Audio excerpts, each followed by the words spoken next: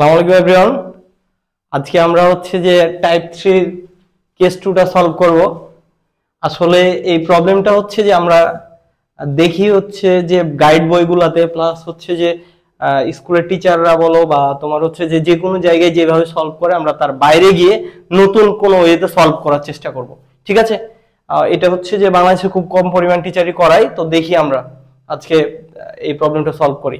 এটা হচ্ছে তোমার সিলেট বোর্ড হচ্ছে 2023 আসছিল একটা প্রবলেম। এখানে বলছে যে দুইটা পাত্র আছে, একটা হচ্ছে পাত্র এ, একটা হচ্ছে পাত্র বি। দুইটা পাত্রে দেখো, এ পাত্রে হচ্ছে নাইট্রিক অ্যাসিড হচ্ছে 25 গ্রাম এবং বি পাত্রে সোডিয়াম হাইড্রোক্সাইড হচ্ছে 25 গ্রাম। দুইটারই আয়তন হচ্ছে 200 ml করে। হ্যাঁ, পাত্র এ পাত্র বি। এবার বলছে এ ও বি পাত্রের যৌগের মিশ্রণে, এ আর বি পাত্রকে তুমি যদি যৌগের হচ্ছে দুইটাকে মিশ্রণ করো, তাহলে বলছে যৌগের মিশ্রণে উৎপন্ন দ্রবণের প্রকৃতি, যৌগের মিশ্রণে উৎপন্ন দ্রবণের প্রকৃতি গাণিতিকভাবে বিশ্লেষণ করো। তো হচ্ছে যে আমাদের দ্রবণটা কিরকম হবে এটা আমাদের সলভ করার জন্য আমরা নরমালি হচ্ছে যে যেভাবে সলভ করছি ওইভাবে করব না, বা যেভাবে করায় সবাই সেভাবে সলভ করতে চাচ্ছি না, আমরা হচ্ছে যে স্টকিওমিতিতে যাইতে যাচ্ছি। ঠিক আছে, তো দেখো এইটা হচ্ছে তোমার, এটা হচ্ছে নাইট্রিক অ্যাসিড আর এটা হচ্ছে কি সোডিয়াম হাইড্রোক্সাইড। একটা হচ্ছে অ্যাসিড, একটা হচ্ছে ক্ষার। হ্যাঁ, তাহলে আমাদের এই প্রবলেমগুলো সলভ করার জন্য আমাদের যে কাজটা করা লাগবে সেইটা হচ্ছে তোমার, আমাদের হচ্ছে বিক্রিয়াটা প্রথমে লিখে নেওয়া লাগবে। এখানে হচ্ছে নাইট্রিক অ্যাসিড আছে HNO3 প্লাস দেখো সোডিয়াম হাইড্রোক্সাইড। বিক্রিয়াটা দেখো, একটা হচ্ছে অ্যাসিড আর একটা হচ্ছে ক্ষার। অ্যাসিড আর ক্ষার বিক্রিয়া করে কি তৈরি করবে? লবণ এবং পানি তৈরি করবে। তাহলে আমরা এটা জানি হচ্ছে প্রশমন বিক্রিয়া, এটা হচ্ছে পজিটিভ, এটা নেগেটিভ। দেখো নাইট্রিক অ্যাসিড, তাহলে ধাতু আর হচ্ছে যে যৌগমূলকের সাথে, ধাতু এই যৌগমূলকের সাথে নাইট্রেটের সাথে যুক্ত হয়ে হচ্ছে সোডিয়াম নাইট্রেট তৈরি করবে NaNO3 প্লাস এই যে হাইড্রোজেন আর OH মিলায়ে তৈরি করবে হচ্ছে পানি। ঠিক আছে, এখন আমাদের কথা হচ্ছে যে দেখবো যে বিক্রিয়াটা সমতা আছে নাকি। এই পাশে দেখো হাইড্রোজেন একটা আর এখানে একটা, দুইটা। এই পাশে হচ্ছে হাইড্রোজেন দুইটা, এই পাশে দেখো নাইট্রোজেন হচ্ছে একটা, এই পাশে নাইট্রোজেন একটা, এই পাশে অক্সিজেন হচ্ছে তিনটা আর একটা চারটা, এখানে তিনটা আর একটা চারটা।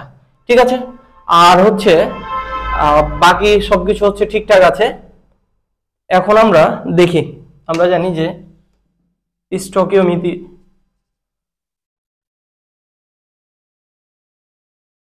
স্টকিওমিতিতে বা স্টকিওমিতি অনুসারে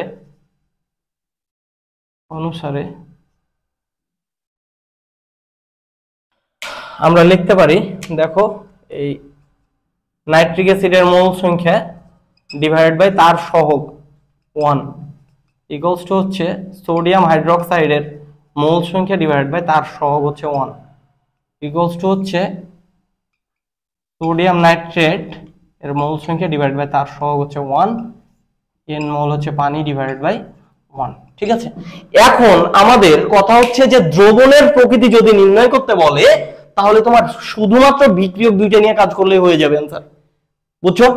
এবং লিমিটিং বিক্রিয়কও সেম প্রসেস।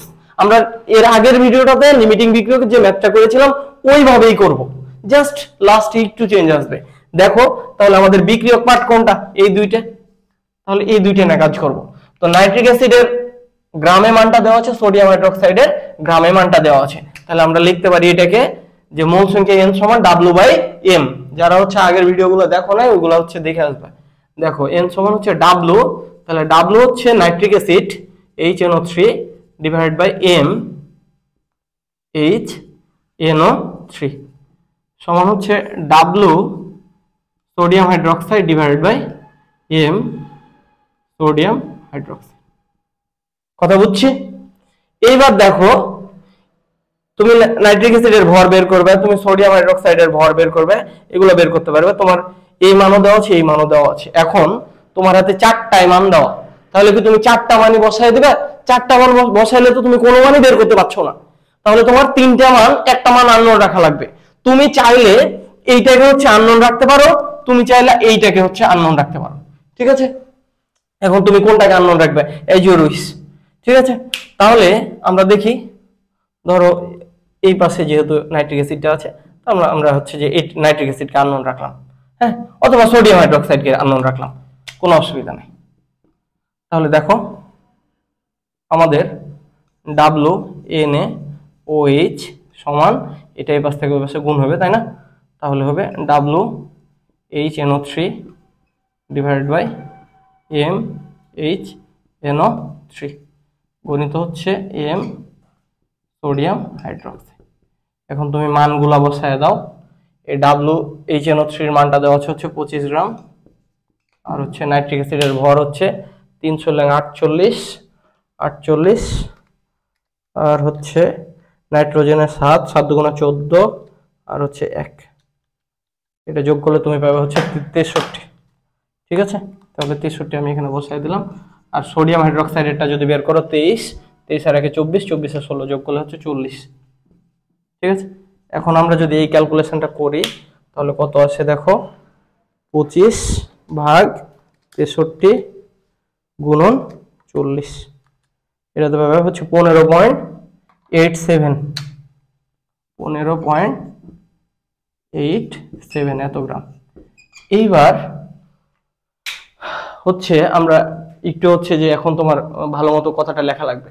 দেখো কিভাবে বলি, আমরা লিমিটিং বিক্রিয়কেও সেম কথা বলছিলাম যে 15.87 গ্রাম সোডিয়াম হাইড্রোক্সাইড, আবার বলি 15.87 গ্রাম সোডিয়াম হাইড্রোক্সাইড বিক্রিয়া করতে পারে 25 গ্রাম নাইট্রিক অ্যাসিডের সাথে, কিন্তু বিক্রিয়ায় দেওয়া সোডিয়াম হাইড্রোক্সাইডের পরিমাণ 25 গ্রাম, যেটা কিনা অতিরিক্ত পরিমাণে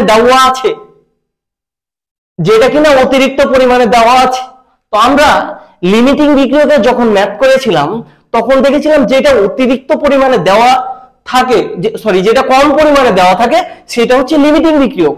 আর এইখানে দেখছি আমরা আমাদের এই 25 গ্রাম নাইট্রিক অ্যাসিডের সাথে বিক্রিয়া করার জন্য 15.87 গ্রাম সোডিয়াম হাইড্রোক্সাইডই যথেষ্ট, কিন্তু এখানে দেখো 25 গ্রাম অতিরিক্ত পরিমাণে দেওয়া আছে না ভাই?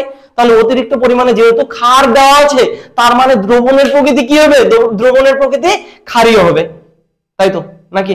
তাহলে এখন এই কথাটা আমরা লিখব যে 15.87 গ্রাম সোডিয়াম হাইড্রোক্সাইড বিক্রিয়া করতে পারে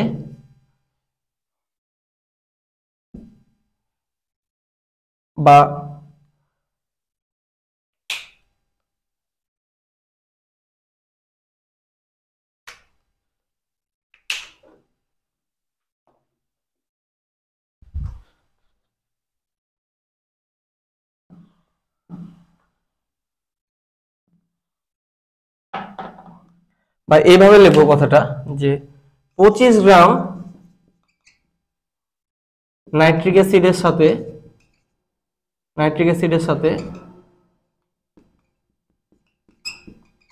বিক্রিয়া করার জন্য 25 গ্রাম নাইট্রিক অ্যাসিডের সাথে বিক্রিয়া করার জন্য 15.87 গ্রাম সোডিয়াম হাইড্রোক্সাইড যথেষ্ট।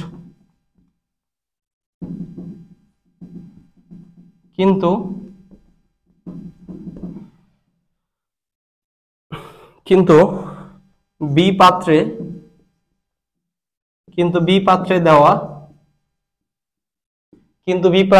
পাত্রে দেওয়া সোডিয়াম হাইড্রোক্সাইডের পরিমাণ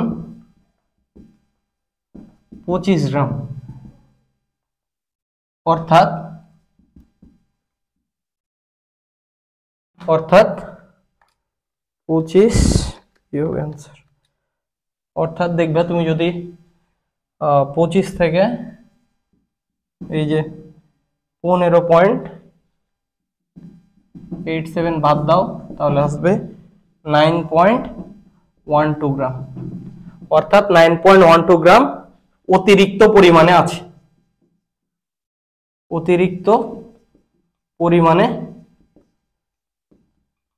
আছে, তার মানে যেহেতু অতিরিক্ত পরিমাণে কত 9.12 গ্রাম হচ্ছে সোডিয়াম হাইড্রোক্সাইড আছে, অতএব দ্রবণের প্রকৃতি হচ্ছে ক্ষারীয়,